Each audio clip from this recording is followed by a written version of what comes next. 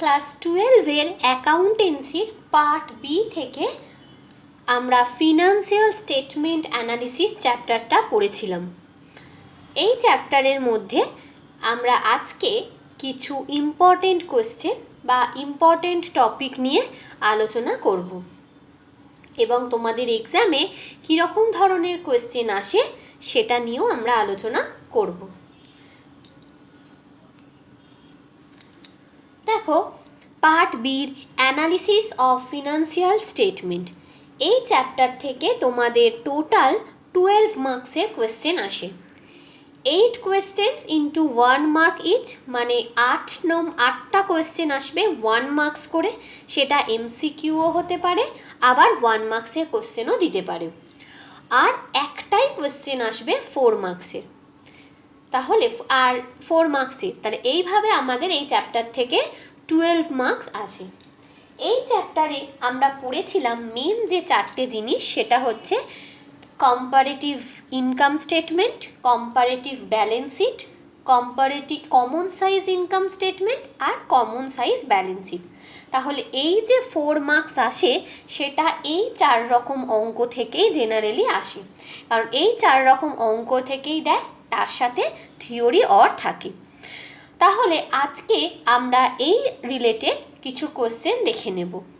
তো প্রথমে আমরা 1 মার্কসের কোয়েশ্চেন দেখে নেব যে 1 মার্কসের কীরকম কোয়েশ্চেন আসে। দেখো, ফার্স্টেই আমরা এই চ্যাপ্টারে পড়েছিলাম meaning of financial statement analysis. Financial statement analysis কাকে বলে এটা আসে, এটা আমরা আগে আলোচনা করেছি, এটা 1 মার্কসের জন্য পড়ে নেবে। এরপরে আমরা types of financial statement analysis পড়েছিলাম। Types of financial statement analysis কী কী ছিল? এক্সটার্নাল অ্যানালিসিস মানে বাহ্যিক বিশ্লেষণ, ইন্টারনাল অ্যানালিসিস মানে অভ্যন্তরীণ বিশ্লেষণ, হরাইজন্টাল অ্যানালিসিস আর ভার্টিক্যাল অর স্ট্যাটিক অ্যানালিসিস। এই ডেফিনেশনগুলো কিন্তু 1 মার্কসের জন্য ইম্পর্টেন্ট, তাহলে 1 মার্কসের জন্য এই ডেফিনেশনগুলো পড়ে নেব। এক্সটার্নাল অ্যানালিসিস কি না, যখন প্রতিষ্ঠানের বাহ্যিক ব্যক্তিরা মানে প্রতিষ্ঠানের সঙ্গে সংশ্লিষ্ট নয় এমন ব্যক্তিদের দ্বারা হিসাব বিবরণী মানে আর্থিক বিবরণী অ্যানালিসিস করা হয়, সেটাকে এক্সটার্নাল অ্যানালিসিস বলে। কারা তোমার বাইরের ব্যক্তি? কারণ বাইরের ইউজার্স আমরা দেখেছি, বিনিয়োগকারী মানে ইনভেস্টার্স, ক্রেডিটার্স, কোনো সরকারি সংস্থা, ঋণ দানকারী সংস্থা, গবেষক, এরা বাইরের ব্যক্তি, এরা প্রতিষ্ঠানের সঙ্গে সরাসরি যুক্ত নয়। তাহলে এই ব্যক্তিদের দ্বারা যখন আর্থিক বিবরণী বিশ্লেষণ করা হয় তখন সেটা হচ্ছে এক্সটার্নাল অ্যানালিসিস।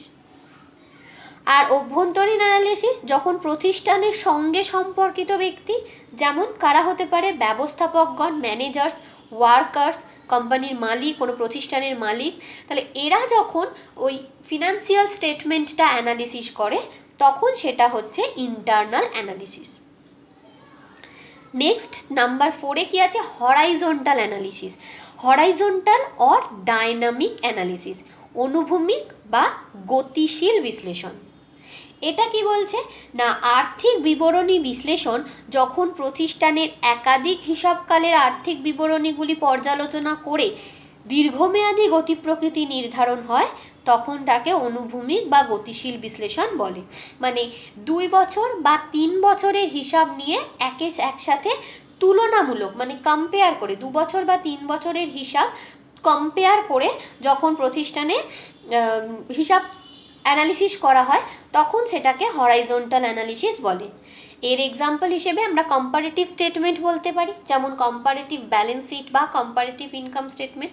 কারণ কম্পারেটিভের আমরা অঙ্ক করার সময় দেখেছি যে 2 বছরের কম্পেয়ার করে তার অ্যাবসলিউট চেঞ্জ বার করে তারপর তার পার্সেন্টেজ বার করতে হয়, তাহলে কম্পেয়ার করা হচ্ছে 2 বছর বা 3 বছরের মধ্যে, তাহলে কম্পারেটিভ স্টেটমেন্ট হচ্ছে তোমার হরাইজন্টাল অ্যানালিসিস। আর ভার্টিক্যাল অ্যানালিসিস না, যখন একটি হিসাবকালের বিভিন্ন আর্থিক বিষয়গুলোর মধ্যে তুলনা করা হয়ে থাকে সেটাকে বলা হয় ভার্টিক্যাল অর স্ট্যাটিক অ্যানালিসিস। মানে একই হিসাব বছরের বিভিন্ন ইনফরমেশনের মধ্যে তুলনা করা হয়। যেমন আমরা কমন সাইজ স্টেটমেন্ট করেছি, কমন সাইজের ক্ষেত্রে কি হয়? কমন সাইজ ব্যালেন্স শিটে কার বেসিসে আমাদের পার্সেন্টেজ বেরোয় ব্যালেন্স শিটে total of asset or liability. আর কমন সাইজ ইনকাম স্টেটমেন্টের ক্ষেত্রে কার বেসিসে পার্সেন্টেজ বার করতে হয়? সেলসের বেসিসে। তাহলে একই বছরের অন্য কোনো ইনফরমেশানের ভিত্তিতে তোমার বিভিন্ন ইনফরমেশানের তুলনা করা হয়। সেরকম রেশিও অ্যানালিসিসেও সেম করা হয়। তাই ভার্টিক্যাল অর স্ট্যাটিক অ্যানালিসিসের এক্সাম্পল হচ্ছে রেশিও অ্যানালিসিস বা কমন সাইজ স্টেটমেন্ট। তাহলে এই চারটে অ্যানালিসিসের ডেফিনেশনও ভালো করে পড়বে। এরপরে আমরা আরেকটা টপিক পড়েছিলাম parties interested in financial statement analysis, অর্থাৎ আর্থিক বিবরণী বিশ্লেষণে ব্যবহারকারীদের স্বার্থ। অনেক রকম পার্টি ছিল, কিছু ইন্টারনাল পার্টি ছিল আর কিছু এক্সটার্নাল পার্টি ছিল। ইন্টারনাল পার্টি কারা? ম্যানেজমেন্ট, শেয়ার হোল্ডার্স বা ইনভেস্টার্স, ওয়ার্কার্স এরা। আর এক্সটার্নাল পার্টি কারা? ক্রেডিটার্স, ব্যাংক বা লেন্ডার্স, ট্যাক্স অথরিটিস, কাস্টমার্স, রিসার্চার্স, এরা এক্সটার্নাল পার্টি ছিল। তো এখান থেকে 1 মার্কসের কোশ্চেন কিভাবে আসবে? দেখো তোমাদের বলতেই পারে name 4 internal parties of financial statement analysis 1 মার্কসের কোশ্চেন হিসেবে, কিংবা name 4 external parties of financial statement analysis, এইভাবে নাম চাইতে পারে। কিংবা যে কোনো একজনকে দিয়ে যে why managers are interested in FSA, manager কেন ফিনান্সিয়াল স্টেটমেন্ট অ্যানালিসিসে ইন্টারেস্টেড হয়, why investors are interested in FSA, why tax authorities are interested in FSA, এইভাবে যে কোনো একটা তুলেও কিন্তু তারা কেন এফএসএতে ইন্টারেস্টেড সেটা জানতে পারে। তাহলে সেক্ষেত্রে আমাদের সব কটা পার্টির নাম এবং তারা কেন ইন্টারেস্টেড সেটা আমাদের জেনে রাখতে হবে। আমি এই কোশ্চেনটা কিন্তু আগের ভিডিওতে যখন এই চ্যাপ্টারটা আমরা ভালো করে পড়েছিলাম ডিটেলসে, তখন আমি সব আলোচনা করে দিয়েছিলাম। তাহলে এইভাবে এখান থেকে 1 মার্কসের কোশ্চেন আসতে পারে।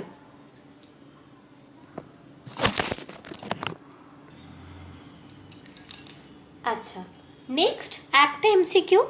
এই এমসিকিউতে যাওয়ার আগে আমরা আরেকটা কোয়েশ্চেন দেখে নেব।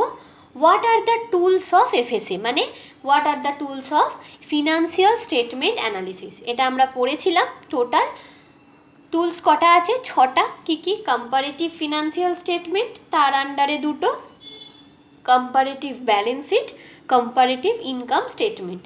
আর কমন সাইজ স্টেটমেন্ট, তার আন্ডারেও 2টো, কমন সাইজ ব্যালেন্স শিট আর common size income statement. Number সিতে আছে রেশিও অ্যানালিসিস, নাম্বার ডিতে cash flow statement, next fund flow statement আর ট্রেন্ড অ্যানালিসিস। এর মধ্যে লাস্ট 2টো অর্থাৎ ফান্ড ফ্লো স্টেটমেন্ট আর ট্রেন্ড অ্যানালিসিস তোমাদের সিলেবাসে নেই।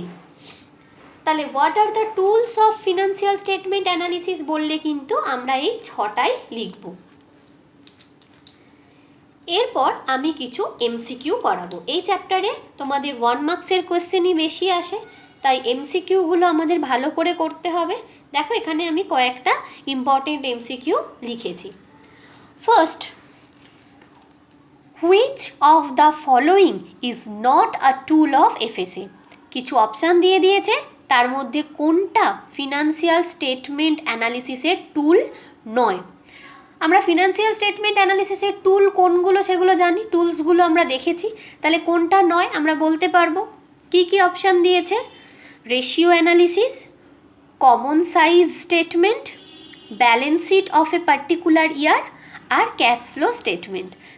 এখানে এর মধ্যে দেখো ratio analysis, common size statement আর ক্যাশ ফ্লো অলরেডি আমরা টুলসের মধ্যে পড়েছি, কিন্তু balance sheet of a particular year এটা কি কোনো টুলের মধ্যে পড়ে?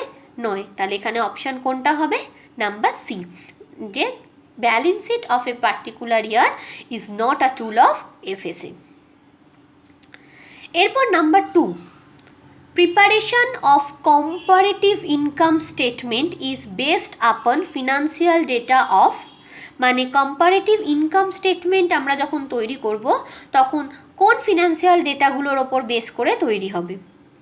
Current year only, current year and previous year, current year and future year, none of the above. আমরা কম্পারেটিভ ইনকাম স্টেটমেন্ট করেছি। কম্পারেটিভ ইনকাম স্টেটমেন্টে দুটো ইয়ার নিয়ে আমরা কম্পেয়ার করে অ্যাবসোলিউট চেঞ্জ বার করি, তারপর তার বেসিসে আমরা পার্সেন্টেজ বার করি। কম্পারেটিভ ইনকাম স্টেটমেন্টে আমরা অ্যাবসোলিউট চেঞ্জের ওপর বেস করে পার্সেন্টেজ বার করি। তাহলে সেখানে আমরা কোন কোন ইয়ার নিই? কারেন্ট ইয়ার আর প্রিভিয়াস ইয়ার। তাহলে এখানে আমাদের অপশান হবে কারেন্ট ইয়ার অ্যান্ড প্রিভিয়াস ইয়ার।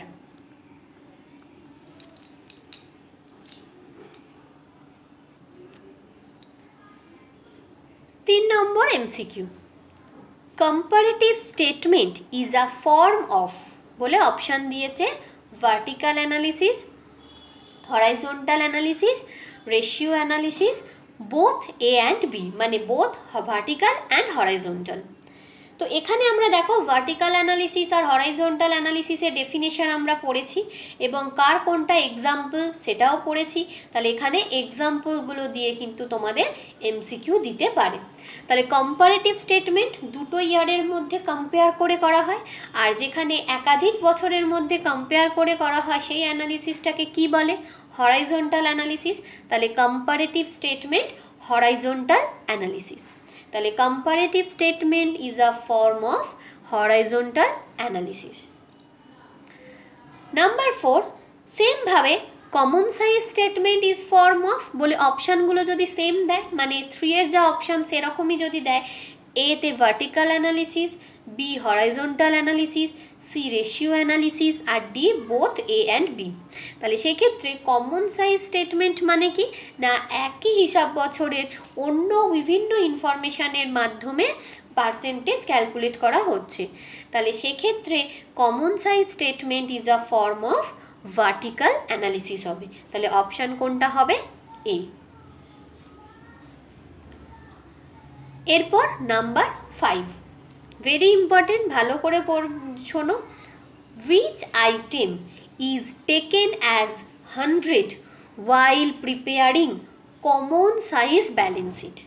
যখন কমন সাইজ ব্যালেন্স শিট তৈরি করা হয় তখন কোন আইটেমকে 100 ধরা হয়, মানে কোন আইটেমের ওপর বেস করে পার্সেন্টেজ ক্যালকুলেট করা হয়। কি কি অপশান দিয়েছে?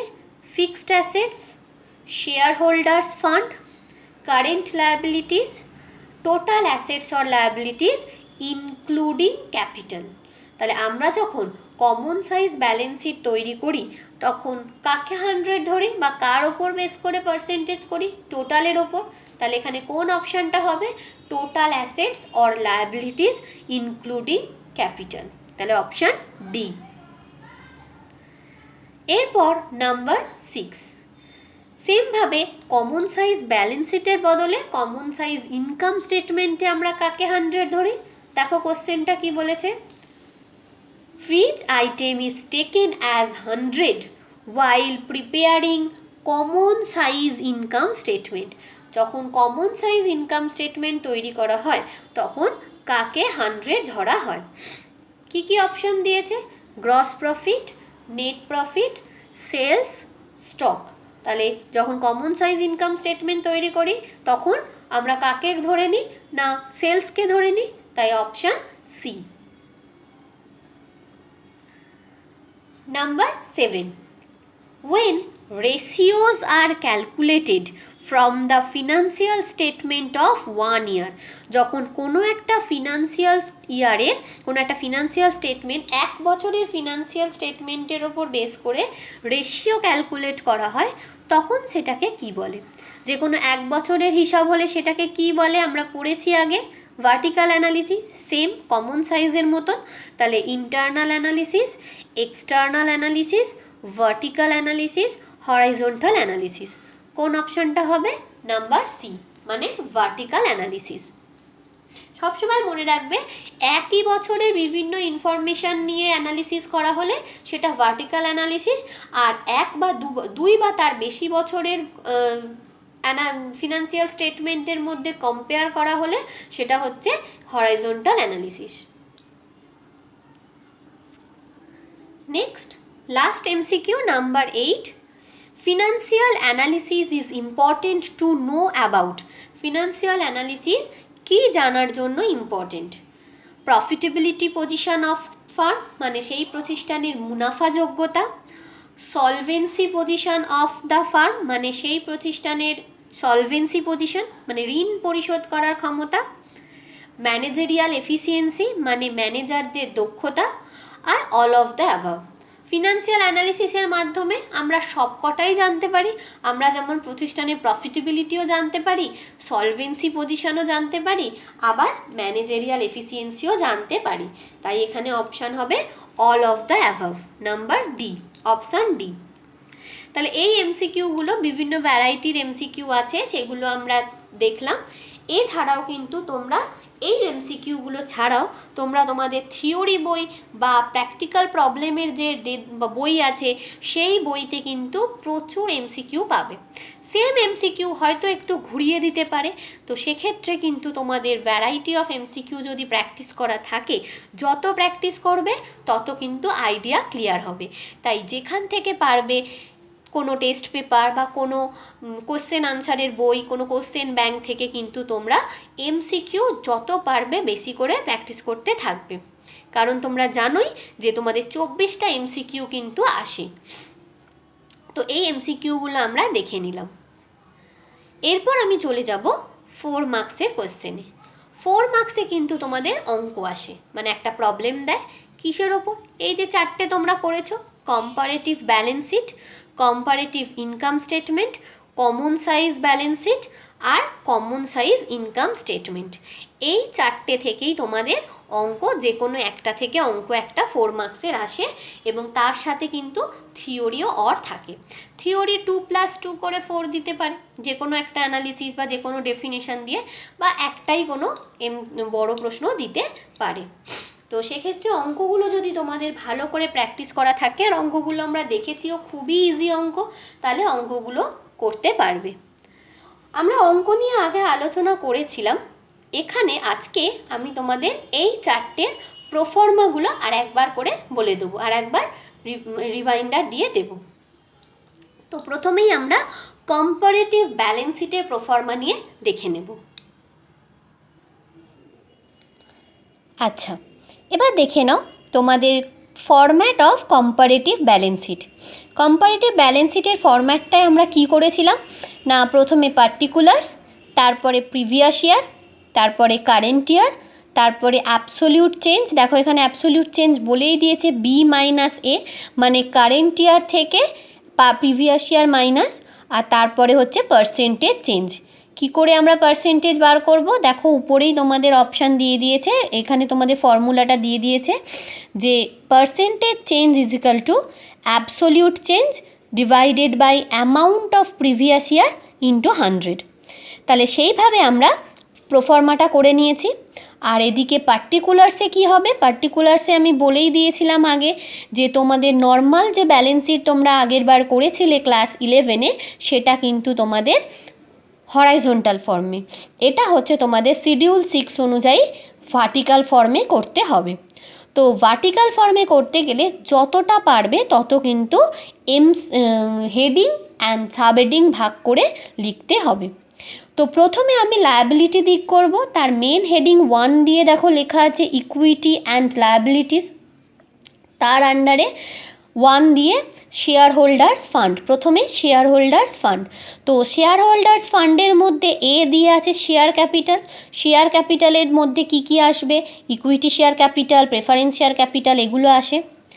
নেক্সট রিজার্ভ অ্যান্ড সারপ্লাস, যদি রিজার্ভ অ্যান্ড সারপ্লাস থাকে তাহলে সেটা শেয়ার ক্যাপিটাল, শেয়ার হোল্ডার্স ফান্ডের মধ্যে আসবে। নাম্বার 2তে বলেছে non current liabilities. Share holders ফান্ডের পর নন কারেন্ট লায়াবিলিটিস।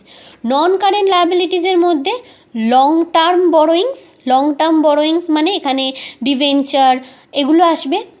আদার লং টার্ম লায়াবিলিটিসের মধ্যে যদি কোনো লোন নেয় তাহলে সেই লোন আসবে, আর লং টার্ম প্রভিশনস। এরপরে 3তে কারেন্ট লায়াবিলিটিসের মধ্যে যত কারেন্ট লায়াবিলিটিস তোমাদের আছে, short term borrowings, trade payables, other current liabilities, short term provision, এগুলো সব আসবে। মানে এখানে creditors, bank overdraft, provision for taxation, provision for doubt, এগুলো সব আসবে। তাহলে প্রথম equity and liabilities main heading করে তার আন্ডারে শেয়ার হোল্ডার্স ফান্ড, তার মধ্যে share capital, reserve and surplus, non current reserve and surplus. Number 2তে নন কারেন্ট লায়াবিলিটিস বলে তার মধ্যে লং টার্ম বরোয়িংস মানে ডিবেঞ্চার্স, লোন, এগুলো এখানে আসবে। আর কারেন্ট লায়াবিলিটিস বলে শর্ট টার্ম বরোয়িংস এবং কারেন্ট লায়াবিলিটি যেগুলো আছে মানে ক্রেডিটার্স, ব্যাঙ্ক ওভারড্রাফট, এগুলো আসবে। এসে এবার এখানে তোমাকে টোটাল করতে হবে। টোটাল করার সময় কিন্তু আমি এখানে ব্র্যাকেটে 1 + 2 + 3 লিখে দেব, তাহলে আমি বুঝতে পারবো যে কোনগুলো আমি যোগ করেছি। 1 + 2 + 3 আমি এখানে লিখে দেব। তাহলে এইভাবে আমরা লায়াবিলিটি দিকটা আগে করে নেব, তারপর অ্যাসেট দিকে যাব। অ্যাসেটের দেখো মেন হেডিং হয়েছে অ্যাসেটস, তার আন্ডারে দুটো হেডিং। প্রথমে non current asset, non current অ্যাসেটের মধ্যে এতে আছে দেখো ফিক্সড অ্যাসেটস। ফিক্সড অ্যাসেটসকেও কিন্তু আবার দুটো ভাগে ভাগ করা যায়, একটা হচ্ছে ট্যানজিবল অ্যাসেটস, একটা হচ্ছে ইনট্যানজিবল অ্যাসেটস। ট্যানজিবল অ্যাসেটস কোনগুলো? যে কোনো মেশিনারি, ফার্নিচার, তারপরে বিল্ডিং, ল্যান্ড, এগুলো হচ্ছে ট্যানজিবল। আর intangible assets goodwill, patent right, এগুলো হচ্ছে তোমার ইনট্যানজিবল অ্যাসেট। তাহলে ফিক্সড অ্যাসেটের মধ্যেও দুটো ভাগ আছে, ট্যানজিবল অ্যাসেটস আর ইনট্যানজিবল অ্যাসেটস। এরপরে নাম্বার বিতে বলছে non current investment. Non current investment যদি কোনো ইনভেস্টমেন্ট থাকে, long term loans and advances, other non current assets, তাহলে এগুলো সব নন কারেন্ট অ্যাসেটসের মধ্যে আসবে। আর নাম্বার 2তে বলছে কারেন্ট অ্যাসেটস। কারেন্ট অ্যাসেটসের মধ্যে তোমরা জানো কি কি আসে? Stock, debtors, bills receivable, cash in hand, cash at bank, এই ধরনের কারেন্ট অ্যাসেটগুলো এখানে আমরা পরপর লিখব। নাম্বার 3 দিয়ে এখানে কিন্তু আর একটা অ্যাসেটও আসে, কি বলো তো? আর একটা অ্যাসেট হচ্ছে ফিকটিশিয়াস অ্যাসেটস। যদি কোনো ফিকটিশিয়াস অ্যাসেটস থাকে মানে প্রিলিমিনারিজ এক্সপেন্সেস, এগুলো যদি থাকে তাহলে কিন্তু সেটাও আমাদের আলাদা হেডিং করে মানে ফিকটিশিয়াস অ্যাসেটস হেডিং করে সেখানে বলতে হবে। এইভাবে অ্যাসেটসের মধ্যে ফিক্সড অ্যাসেটস মানে নন কারেন্ট অ্যাসেটস, কারেন্ট অ্যাসেটস এবং ফিকটিশিয়াস অ্যাসেটস, এইভাবে আমরা ভাগ করে হেডিং আর সাব হেডিং ভাগ করে টোটাল করে এখানে লিখব। আর এদিকে ফরম্যাটে কি? প্রথমে প্রিভিয়াস ইয়ারের অ্যামাউন্ট লিখব, তারপর কারেন্ট ইয়ারের অ্যামাউন্ট লিখব, তারপর সেটা অ্যাবসোলিউট চেঞ্জ। অ্যাবসোলিউট চেঞ্জ কিন্তু current year minus previous year, current year আর পার্সেন্টেজ বার করব। পার্সেন্টেজ কীভাবে বার করব? Absolute changes divided by amount of previous year into 100। এরপরে আমরা দেখে নেব কম্পারেটিভ ইনকাম স্টেটমেন্টের প্রোফর্মা। তো ইনকাম স্টেটমেন্টের প্রোফর্মাটা আগে দেখে নিই, তারপর কম্পারেটিভ মানে ব্যালেন্স শিটের মতনই আমরা সেমই করব, অর্থাৎ প্রথমে পার্টিকুলার্স, তারপরে প্রিভিয়াস ইয়ার, তারপরে কারেন্ট ইয়ার, অ্যাবসোলিউট চেঞ্জ আর পার্সেন্টেজ চেঞ্জ। কম্পারেটিভ বললেই আমাদের প্রোফর্মা এরকমই হবে, particulars, previous year, current year, absolute changes আর পার্সেন্টেজ চেঞ্জ। ব্যালেন্স শিট বললে আমরা ব্যালেন্স শিটের ইনফরমেশন করব, অর্থাৎ প্রথমে লায়াবিলিটিগুলো হেডিং সাব হেডিংয়ে ভাগ করে করব, তারপর অ্যাসেটগুলো হেডিং সাব হেডিংয়ে ভাগ করে করব। আর ইনকাম স্টেটমেন্টের প্রোফর্মাটা কীরকম হবে দেখো, এখানে কি বলেছে? প্রথমে সেলস, প্রথমে হচ্ছে সেলস, তারপরে less sales return. Sales return আমি বাদ দিলাম, দিয়ে যেটা বেরোলো সেটা হচ্ছে নেট সেলস, মানে সেলস থেকে সেলস রিটার্ন বাদ দিলে সেটা হয় নেট সেলস। সেখান থেকে বাদ দেব less cost of good sold, cost of good sold বাদ দিলে গ্রস প্রফিট। এখানে আমি দেখো বলেছিলাম যে অনেক সময় কিন্তু cost of good sold direct amount বলে দেবে না, তোমাদের এই ফর্মুলাটা মনে রাখতে হবে। Cost of good sold is equal two opening stock plus purchase plus direct expense minus closing stock. মানে অঙ্কে তোমাদের এই ইনফরমেশনগুলো দিয়ে দেবে, ওপেনিং স্টকের ভ্যালু বলে দেবে, পারচেস, ডাইরেক্ট এক্সপেন্স আর ক্লোজিং স্টকের ভ্যালু বলে দেবে। তোমাদের এখান থেকে ওয়ার্কিংসে অ্যামাউন্ট এই ফর্মুলাটা বসিয়ে কস্ট অফ গুড সোল্ডের ফর্মুলায় বসিয়ে কস্ট অফ গুড সোল্ডের ভ্যালু বার করে এখানে লিখতে হবে। তাহলে less cost of good sold বাদ দিলাম, দিলে কী হচ্ছে? Gross profit. এরপর গ্রস প্রফিট থেকে অপারেটিং এক্সপেন্স আর লেস করব আর অ্যাড করব অপারেটিং ইনকাম, অর্থাৎ অপারেটিং এক্সপেন্স লেস আর অপারেটিং ইনকাম অ্যাড করব। অপারেটিং করলে যে অ্যামাউন্টটা আমাদের বেরোবে সেটা হচ্ছে অপারেটিং প্রফিট। এরপর আমরা নন অপারেটিং বার করব, অর্থাৎ নন অপারেটিং ইনকাম অ্যাড করব আর নন অপারেটিং এক্সপেন্স লেস করব। করলে আমাদের যে অ্যামাউন্টটা বেরোবে সেটা হচ্ছে profit before interest and tax, যেটাকে আমরা পিবিআইটিও বলে থাকি, profit before interest and tax, মানে ইন্টারেস্ট আর ট্যাক্স বাদ দেবার আগে প্রফিট। তাহলে এরপর এখান থেকে আগে আমরা ইন্টারেস্ট বাদ দেব, অর্থাৎ যদি কোনো ডিভেঞ্চারের বা যদি কোনো লং টার্ম লোন বা লং টার্ম ডেটের ইন্টারেস্ট থাকে তাহলে সেখান থেকে আমরা ইন্টারেস্টটা লেস করব। ইন্টারেস্ট লেস করলে সেটা কি হবে না প্রফিট বিফোর ট্যাক্স, পিবিটি, তাহলে সেটা বাদ দিলাম। আর তারপর ফাইনালি ট্যাক্স রেট বলে দিলে আমরা ট্যাক্স লেস করব, ট্যাক্স লেস করলে যেটা বেরোবে সেটা হচ্ছে নেট প্রফিট। তাহলে এই একটা ইনকাম স্টেটমেন্টের ছক, এবং এই ইনকাম স্টেটমেন্ট কম্পারেটিভ বললে কম্পারেটিভের প্রোফর্মা অনুযায়ী করব। এখানে দেখো এই যে অপারেটিং এক্সপেন্স, অপারেটিং ইনকাম, নন অপারেটিং এক্সপেন্স, এইগুলো কিন্তু ডাইরেক্টলি বলে দেবে না। এর এক্সাম্পল আমরা আগের দিন বলেছি, আর একবার তোমাদের দেখিয়ে দিই। দেখো আমি এখানে সব এক্সাম্পলগুলো লিখে দিয়েছিলাম। প্রথমে অপারেটিং অ্যাক্টিভিটিস বলতে কি বোঝায়, নন অপারেটিং অ্যাক্টিভিটিস বলতে কি কাকে বলে, এরপর অপারেটিং এক্সপেন্সেসের এক্সাম্পল, নন অপারেটিং এক্সপেন্সের এক্সাম্পল আর নন অপারেটিং ইনকামের এক্সাম্পল বলে দিয়েছিলাম। মানে অঙ্কে কিন্তু তোমাদের এই টার্মগুলো দিয়েই ভ্যালু বলে দেবে। তো সেক্ষেত্রে এই টার্ম কোনটা কার এক্সাম্পল সেটা কিন্তু ভালো করে পড়ে নিতে হবে।